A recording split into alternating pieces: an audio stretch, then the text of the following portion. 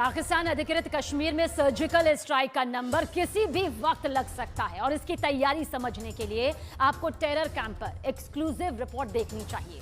मुजफ्फराबाद से कोटली और नीलम घाटी से लेकर एलओसी पर एक एक कैंप की पूरी जानकारी इस वक्त हमारे पास मौजूद है और इसकी पूरी डिटेल सेना को भी दी जा चुकी है। देखिए। बिस्मिल्लाहिर्रहमानिर्रहीम। अस्सलाम वालेकुम नाज़रीन। अहम खबर आपने सुनी और ये ऐलान था भारत की तरफ से, भारतीय मीडिया की तरफ से, जो यकीनन चंद एक लोगों ने सुना भी होगा।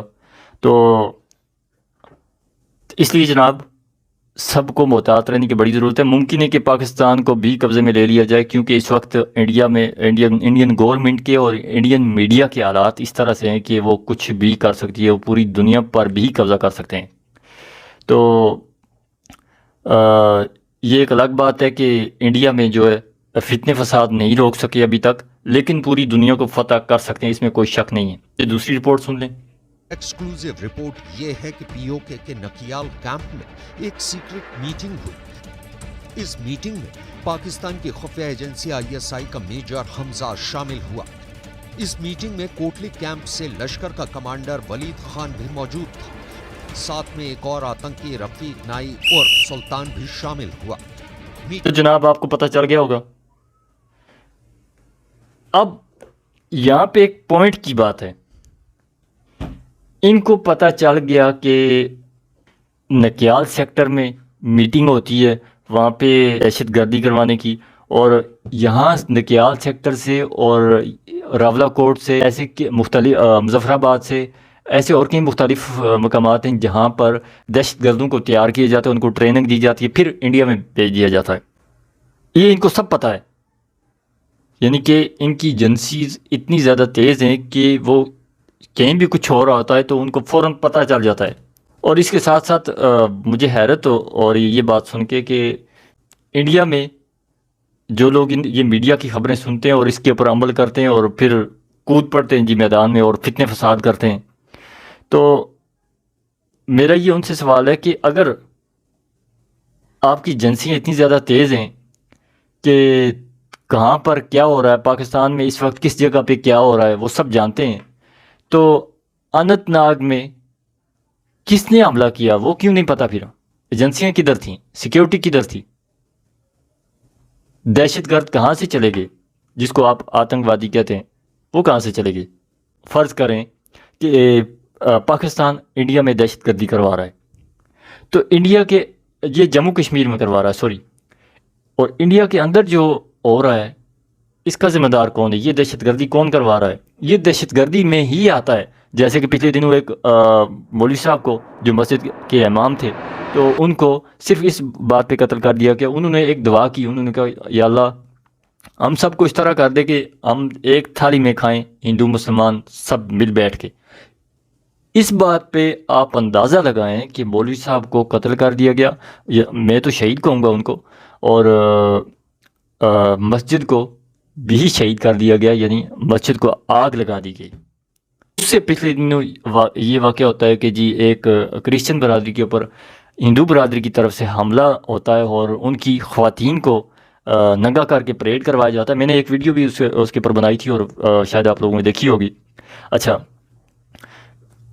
बात यहाँ पे रुकती नहीं है, उससे कुछ दिन पहले भी ऐसा ही होता है। आप बताएं ये कौन करवा रहा है? मैं इंडिया की आवाम से, मेरी वीडियो इंडिया में बहुत लोग देखते हैं, मैं उनसे मुखातब हूँ कि ये जो आपने गवर्नमेंट बैठाई हुई है ना, ये इंडिया को और इंडियन आवाम को ले डूबेगी, क्योंकि उसको परवाह नहीं है। और मीडिया जो आपका वो एक बिकाऊ मीडिया है, उसको कहीं से भी लालच मिलती है तो वो जो उसके दिमाग में कोई डालता है तो वो शुरू हो जाती है पागलों की तरह। क्योंकि मोदी की पॉलिसियाँ जो है ना इस कदर कम ज़र्फ़ हैं कि इसका कोई अंदाज़ा ही नहीं कर सकता, इस कदर कम ज़र्फ़। इसने कश्मीर में जो जुल्म ढाए तो उस वक्त ये कश्मीर में कुछ करता रहा और मीडिया कुछ बताती रही। कश्मीर में उस वक्त इसने क़यामत ढाई है मुसलमानों के ऊपर, और इसका मीडिया जो है یا تو اس کی طرف توجہ ہی نہیں دی میڈیا نے کشمیر کی طرف کہ وہاں پہ کیا ہو رہا ہے، اگر دی تو ایسی خبر دی کہ جس خبر سے دنیا کو مطمئن کیا جا سکے، جبکہ کشمیر میں خون کے دریا بہہ رہے تھے اس وقت۔ یہ آپ کی میڈیا اور یہ آپ کا مودی، دیکھیں اگر مودی دہشت گرد نہیں ہے، انہوں نے جی بی بی سی کو بتایا کہ جی کشمیر میں بالکل امن سکون ہے، کوئی بھی مسئلہ مسائل نہیں ہے، ابھی کوئی بھی جو آزادی کا نام نہیں لے رہا، اور حالات بالکل معمول کے مطابق ہیں۔ اگر ایسا تھا تو پھر ابھی تک ملک یاسین کو جیل میں کیوں رکھا ہوا ہے؟ میر وائز عمر فاروق کو آپ نے 4.25 سال تک نظر بند رکھا، اس کی وجہ کیا تھی؟ اب دیکھیں نا، بہت سارے لوگ انڈیا میں بڑے، جب 2019 میں انہوں نے آرٹیکل 370 کا خاتمہ کیا تھا، تو اس وقت بھی میں ریسرچ پہ بیٹھا رہتا تھا، تو میں نے دیکھا کہ ہندو برادری کے لوگ بہت سارے ایسے تھے جو اس چیز کے بڑے سخت خلاف تھے۔ وہ کہتے تھے کہ یار مودی پاگل ہے، اس کو پتہ ہی نہیں ہے کہ کیا کرنا ہے، بندوق کے زور پہ کبھی بھی کوئی مسائل حل نہیں ہو سکتے۔ وہ لوگ کہہ رہے تھے، انڈین جو ہندو برادری کے لوگ کہہ رہے تھے، جو پڑھے لکھے گھرانوں کے تھے۔ اور مودی تو مجھے نہیں لگتا کہ یہ کوئی پڑھا لکھا، کیونکہ اس کا میں نے ایک انٹرویو دیکھا جس میں اس نے خود اقرار کیا کہ میں چائے بیچتا تھا اور میں نے پتہ نہیں کیا کیا کیا، روڈوں پہ گھومتا تھا، یہ وہ ایک RSS کا گنڈا ہے اور وہ بندوق کے زور پہ وزیر اعظم بنا ہے۔ اب ایک گنڈے کو کیا لگے اور امن سکون کو کیا لگے؟ مسجدیں جلائیں گئیں، لوگوں کو شہید کیا گیا، مسجد کے طالب علم کو شہید کیا گیا، اور نوجوانوں کو شہید کیا، مسلمانوں کو۔ انڈیا کے اندر کی بات کر رہا ہوں، کشمیر کو چھوڑ کے انڈیا کی بات کر رہا ہوں، کرسچن کو مارا گیا وہاں پہ۔ اچھا، ایک مسئلہ وہاں پہ اور بھی چل رہا ہے کہ جب سے یہ پہلے تو نہیں تھا، یہ جب سے مودی آیا گورنمنٹ میں تو اس وقت یہ مسئلہ پیدا ہوا، نچلی ذات ہندو اور اونچی ذات ہندو۔ اب اس جو ایک الفاظ ہے نا، نچلی اور اونچی، تو اس میں بہت سارے ہندوؤں کو بھی قتل کیا گیا۔ آپ حیران ہوں گے یہ بات سن کے کہ پچھلے سال کی بات ہے یہ، کہ ایک لڑکے نے گاڑی لے لی اور اس لڑکے کو تشدد کا نشانہ بنایا گیا۔ بعد میں جب تحقیق ہوئی اس بات کی کہ اس کا کیا قصور تھا، تو پتہ چلا کہ جن لوگوں نے اس بیچارے کو ظلم اور تشدد کا نشانہ بنایا، ان کا کہنا تھا جی کہ اس نے گاڑی کیوں رکھی۔ آپ حیران ہوں گے یہ بات سن کے کہ اس نے گاڑی کیوں رکھی، کیونکہ یہ نچلی ذات کا ہندو ہے۔ اگر یہ گاڑی رکھتا ہے تو یہ ہمارے برابر ہو جائے گا، ہم اونچی ذات کے ہندو ہیں۔ بھائی یہ جب جہاں پہ ذاتوں کے ساتھ بھی اتنی دشمنی کی جاتی ہے ایک ذات کے نام پہ، تو آپ سوچیں کہ وہاں پہ کس طرح سے امن رہ سکتا ہے۔ آپ جو سرجیکل سٹرائک کی دھمکی دے رہے ہیں نا، وہ وقت شاید میرے خیال سے آج سے کافی عرصہ پہلے گزر چکا ہے کہ کشمیری خاموش تھے۔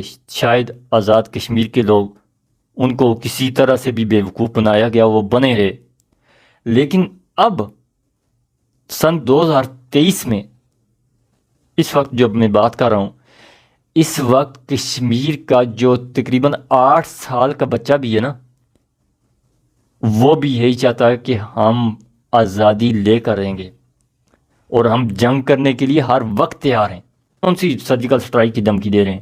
کشمیری وہاں پہ لیٹے ہوئے ہیں، آپ آئیں گے اور سرجیکل سٹرائک کریں گے اور آزاد کشمیر کو اپنے قبضے میں لے لیں گے۔ یہ خواب دیکھنا چھوڑ دیں اور اس بات پہ آئیں کہ جس بات پہ 80 سال ہو گئے کشمیری لڑ رہے ہیں۔ اب یہ دھمکی آپ اس لیے دے رہے ہیں کہ تاکہ جو کشمیر کا، جموں کشمیر کا جو مقبوضہ علاقہ ہے، اس کے اوپر سے لوگوں کی نظریں ہٹ جائیں، تو یہ آپ کی غلط فہمی ہے۔ اس سے پہلے بھی آپ لوگوں نے بڑی کوشش کی، نہیں آپ کامیاب ہوئے، اور اب بھی نہیں ہوں گے آپ کامیاب،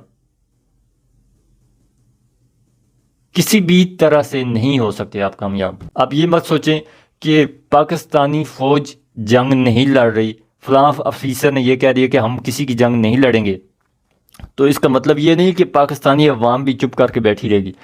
پاکستانی عوام میں اگر سارے نہیں بھی چاہتے، سارے جنگ کرنا نہیں بھی چاہتے, کشمیریوں کے ساتھ نہیں بھی کھڑے ہوتے, لیکن آدھا پاکستان کشمیریوں کے ساتھ کھڑا ہے اور ہر وقت کھڑا ہے. آپ کیا سمجھتے ہیں ہم ادھر سوئے ہوئے ہیں؟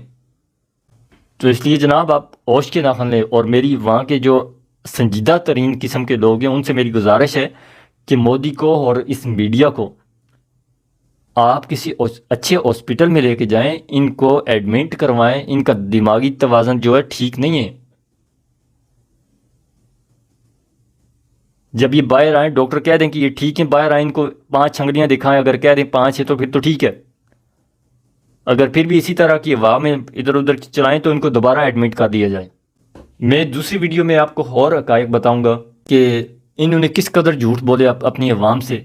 انشاءاللہ یہ ڈسکس کرتے ہیں اگلی ویڈیو میں. تب تک لیے اپنا بہت سارا خیال رکھیے گا. اللہ حافظ.